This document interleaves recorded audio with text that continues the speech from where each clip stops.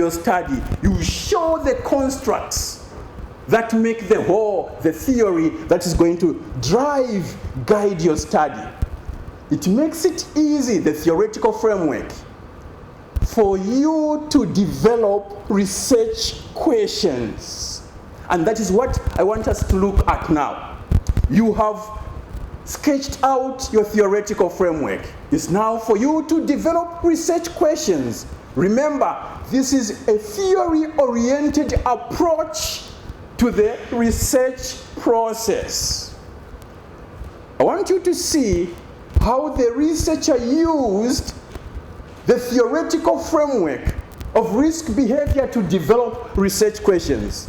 Now, what are research questions?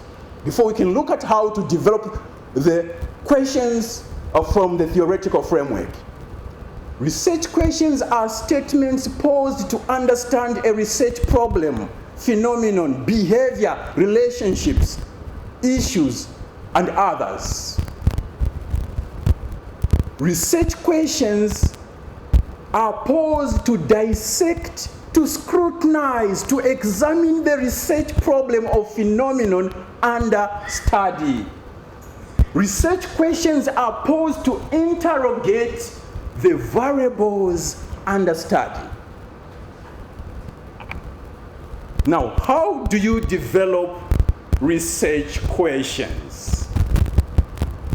Research questions are developed from the constructs that are in a theoretical framework.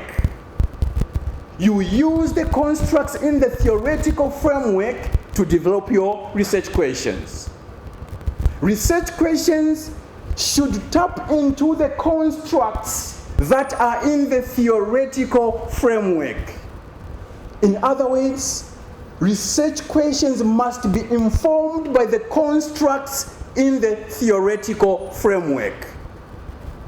Research questions should be aligned with the constructs in the theory. Now, here's an example. If you look at the first row, what do you see there? The first row is Jesus' risk behavior theory. Biological factors, social factors, behavioral factors, and individual factors. Now, I want you to see how the researcher tapped into the constructs of the theoretical framework to develop the research questions. Let us take just one example. The biological factors. Look how he developed the question. What are the biological factors that influence postgraduate students' sexual risk behavior at the University of KwaZulu-Natal?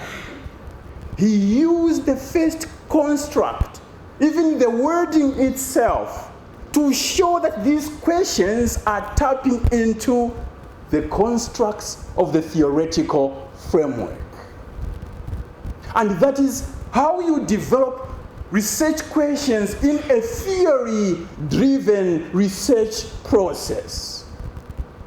When you develop your research questions that are tapping into the constructs of the theoretical framework, you can be assured that your research questions will be focused in interrogating the research problem, because they are informed by the core of the research problem.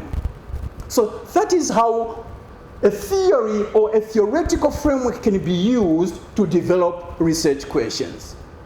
Individual factors. How do individual factors influence postgraduate students' sexual risk behavior at the University of KwaZulu-Natal? If someone asks you, oh, given, these are your research questions, but where did you get these research questions? You can easily say, my research questions are informed by the constructs of the theoretical framework underpinning my study. You can not easily go wrong when your research process is driven by a theory or a theoretical framework. Now,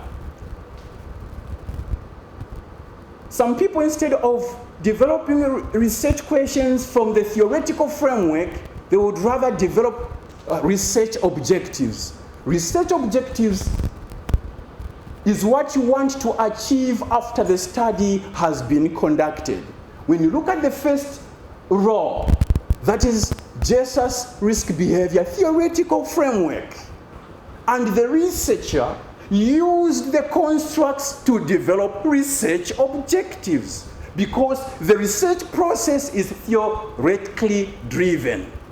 And look at the second research objective as an example: to ascertain the behavioral factors that influence postgraduate students' sexual risk behavior at the University of KwaZulu-Natal. The research objectives are informed by the theoretical framework. Now, some people conduct quantitative studies. Instead of presenting research questions, they develop a hypothesis.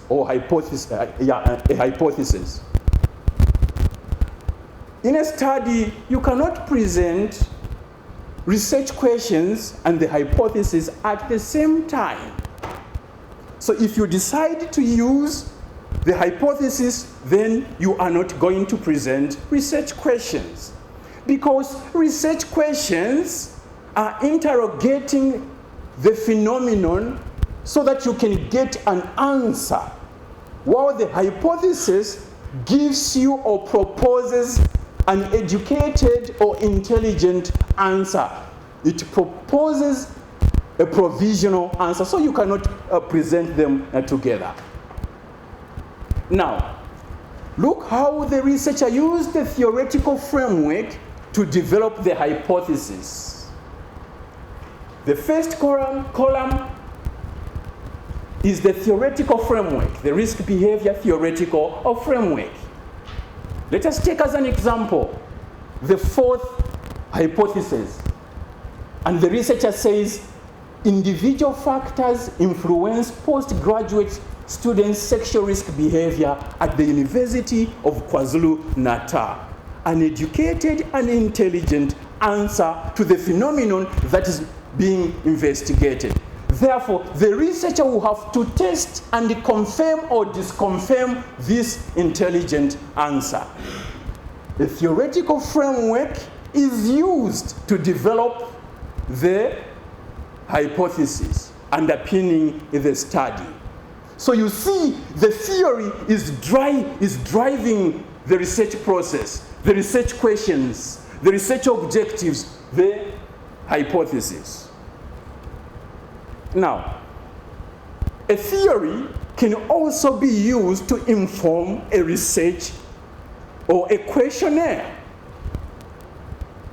Generally, when you have designed your questionnaire, the first section is a section that will allow you to collect demographic and social statistical data.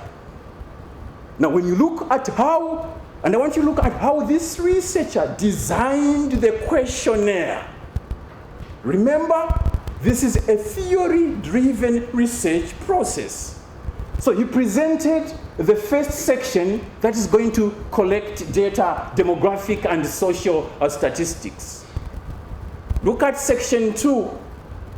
This section 2 presents the main question on biological factors.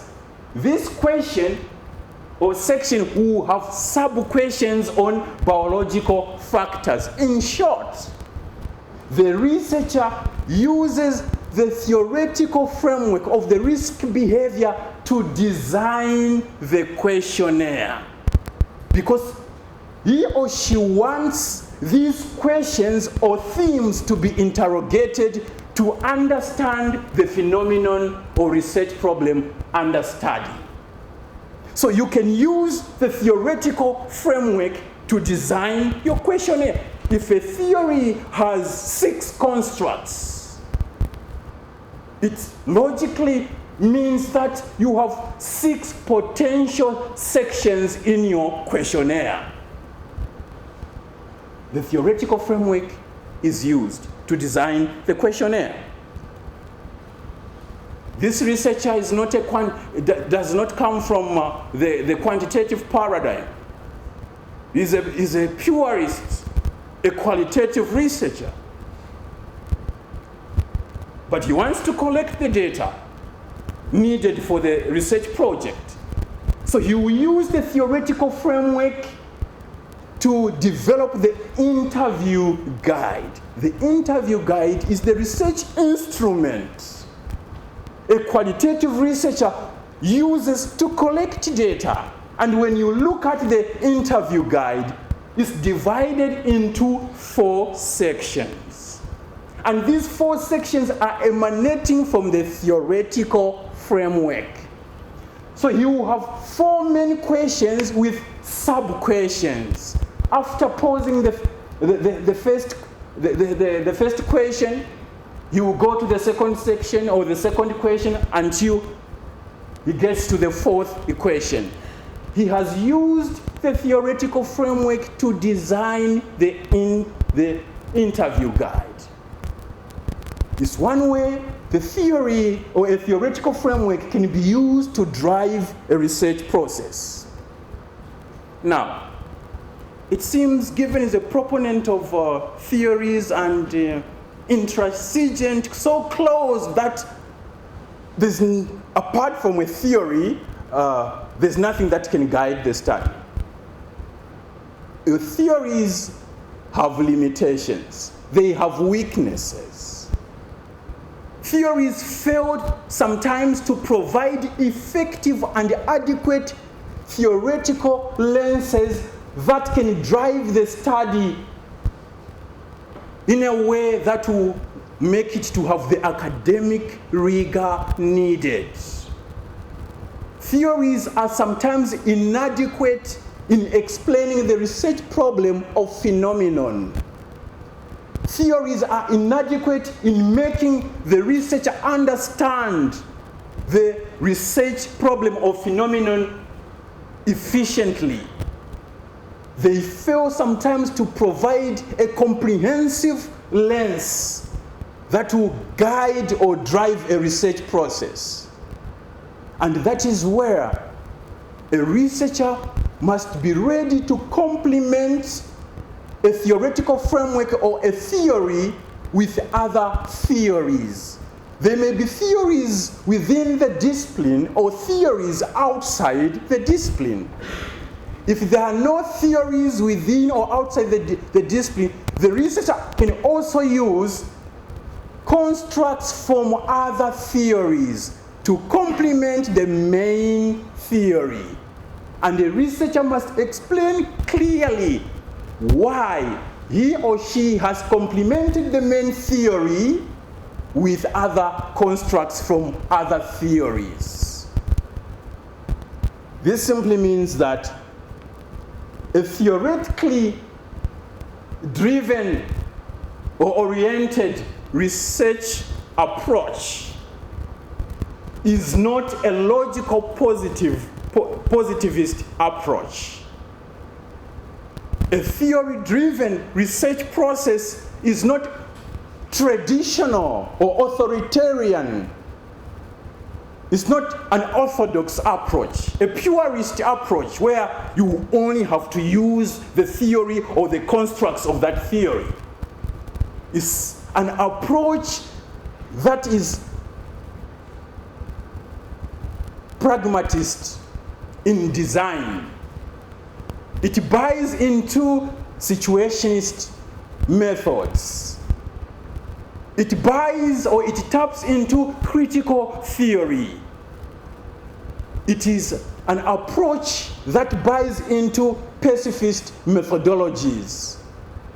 It subscribes to triangulation, a belief that one theory or one method cannot be adequate enough to provide an effective and adequate lens to drive the study. Therefore, when you put together different theories or constructs, even from other disciplines, they can help the study to develop a good theoretical lens that is going to increase the reliability and validity of the research findings. Apart from using the theory to develop what I've talked about, some people would use the theoretical framework to analyze data, to present data. You present your data according to the constructs, the themes that are emanating from the constructs.